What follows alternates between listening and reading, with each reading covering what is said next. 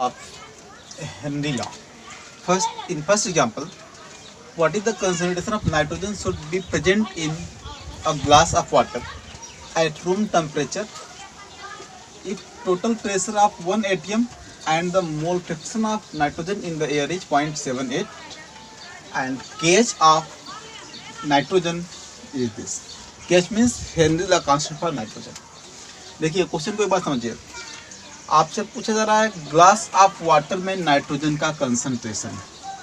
Glass of water है और ये एयर के एक अप्रोच में है. यहाँ पे एयर है, एटमॉस्फेयर है. तो एटमॉस्फेयर में नाइट्रोजन के साथ साथ अदर गैसेस भी हैं. इन पूरे गैसेस का प्रेशर है 1 atm. इस प्रेशर में कुछ प्रेशर नाइट्रोजन का भी होगा, पार्शियल प्रेशर नाइट्रोजन का भी होगा. अब यहाँ पे ये गैसेस कोलाइड कर रहे हैं. गैस के मॉलिक्यूल ग्लास ऑफ वाटर में जो वाटर है उसके सरफेस पे कोलाइड कर रहे हैं और इस कोलिजन से some molecule of nitrogen and other gases इसमें डिजॉल्व हो रहे हैं. तो जो नाइट्रोजन डिजॉल्व हो रहा है उसका कंसंट्रेशन बताना आपको. आपको दिया क्या है, टोटल प्रेशर और नाइट्रोजन जो यहाँ एयर में है उसका मोल fraction of nitrogen that is 78 ये है मोल फ्रैक्शन और आपको हेनरी लॉ कांस्टेंट दिया है.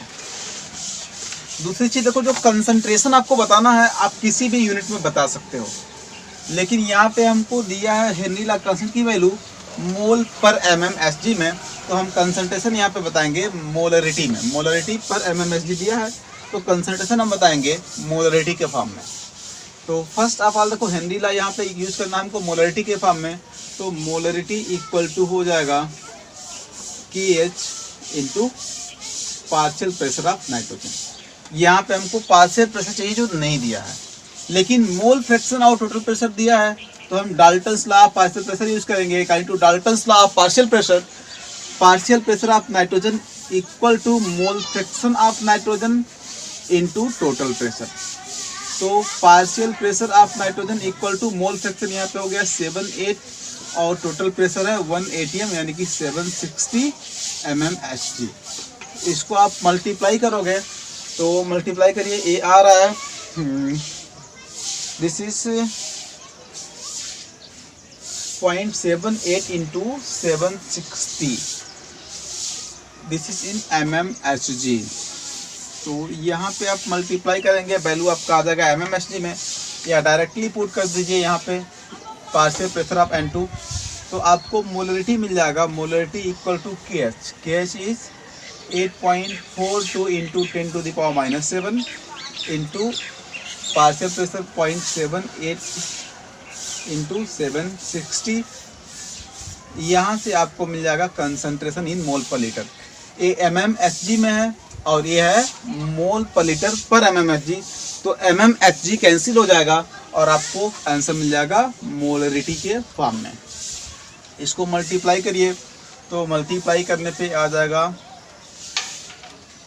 78 760 एंड 8.42 का मल्टीप्लाई करेंगे. मल्टीप्लिकेशन के बाद जो इसका प्रोडक्ट आएगा that will be your final answer that is 4.99 into 10 to the power -4 mmHg. तो देखो आपको किसी भी कंसंट्रेशन के फॉर्म में निकालना है सॉल्युबिलिटी, तो जिस कंसंट्रेशन के जिस टर्म में सॉल्युबिलिटी निकालनी है उसी टर्म में यहाँ पे आपको सॉल्युबिलिटी की यूनिट लेनी पड़ेगी हेनरी लॉ कांस्टेंट में और उसी के अकॉर्डिंग इसको सॉल्व करना है. अब दूसरा एग्जांपल देखिए, ये निकल गया आपका concentration of nitrogen in the water, glass of water. दूसरा क्वेश्चन देखिए, solubility of pure nitrogen gas at 25 degree Celsius and 1 atm pressure is 6.8 into 10 to the power -4 मोल पर लीटर. यहाँ पे सॉल्युबिलिटी दिया है मोल पर लीटर, मतलब ऐसे ही समझ लीजिए कि एक बीकर है जिसमें आप वाटर रखे हो और इस वाटर में 6.8 इंटू 10 to the power -4 मोल पर लीटर नाइट्रोजन डिजॉल्व हो रहा है. और एक कब डिजॉल्व हो रहा है, जब टोटल प्रेशर 1 atm है. मतलब same situation, total pressure 1 atm है तो इतना डिजॉल्व हो रहा है. देन क्या करा, what will be concentration of nitrogen under the atmospheric condition. Sorry, this is not total pressure, this is partial pressure of nitrogen PN2. अगर नाइट्रोजन का पार्शियल प्रेशर 1 atm है तो नाइट्रोजन की सॉल्युबिलिटी है 6.8 इंटू 10⁻⁻4। अब nitrogen के partial pressure को हटा के कह रहा है कि यहाँ पे टोटल प्रेशर 1 atm है, यानी कि एयर का प्रेशर 1 atm है और 1 एटमॉस्फेरिक प्रेशर है। अंडर एटमॉस्फेरिक कंडीशन कहा जा रहा है ना, अंडर एटमॉस्फेरिक कंडीशन, यानी कि 1 atm प्रेशर। और 1 atm प्रेशर किसका है? एयर का। जिस एयर में नाइट्रोजन का मोल फ्रैक्शन दिया होगा, सॉरी पार्शियल प्रेशर है 0.78, नाइट्रोजन का पार्शियल प्रेशर 0.78, यानी कि नाइट्रोजन का पार्शियल प्रेशर पहले था 1 atm और अब हो गया 0.78 atm। तो इसकी सॉल्युबिलिटी क्या होगी? तो देखिए यहाँ पे दो कंडीशन दे रहा है। पहले कंडीशन में नाइट्रोजन का प्रेशर 1 atm है, इसकी सॉल्युबिलिटी दिया हुआ है। दूसरे कंडीशन में नाइट्रोजन का प्रेशर दिया है, पार्शियल प्रेशर, और इसकी सॉल्युबिलिटी पूछा जा रहा है।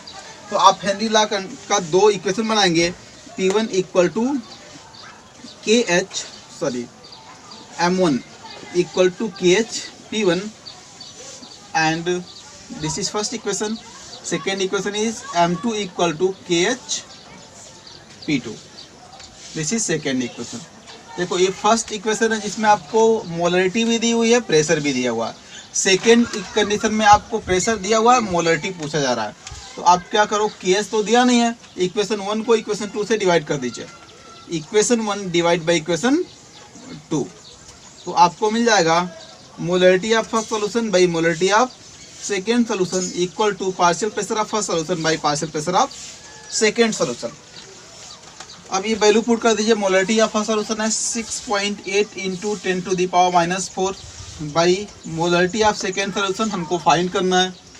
Partial pressure of first solution है 1 atm and partial pressure of second solution है 0.78 atm।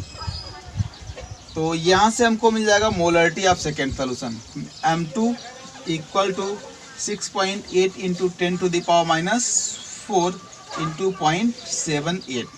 इसको मल्टीप्लाई करेंगे 6.8 इंटू 10⁻⁻4 इंटू 0.78, आपको मिल जाएगा 5.3 into 10⁻⁻4। This is molarity of nitrogen gas under atmospheric condition. मतलब जब नाइट्रोजन का पार्शियल प्रेशर 0.78 atm होगा तब इसकी मोलरिटी सोल्यूशन में इतनी है, और जब नाइट्रोजन का पार्शियल प्रेशर 1 atm है तब इसकी मोलरिटी ये गिवन है। देखो अगर आपको दो अलग अलग कंडीशन में पार्शियल प्रेशर दिया है और कंसंट्रेशन पूछ रहा है तो आप इस फार्मूला से सॉल्व कर सकते हो। यहाँ पे भी कंसंट्रेशन का कोई भी टर्म यूज हो सकता है। आपको यहाँ मोलरिटी दी हुई थी, मोल पर लीटर में कंसंट्रेशन था, इसलिए M2 भी मोल पर लीटर में मिल रहा है आपको। लेकिन यहाँ पे कंसंट्रेशन अगर मोल फ्रैक्शन में होता तो M2 भी मोल फ्रैक्शन में मिलता। कंसंट्रेशन अगर आपका मोलरिटी के फॉर्म में होता तो सेकेंड कंसंट्रेशन भी मोलरिटी के फॉर्म में मिलता। तो this are all about Henry's law.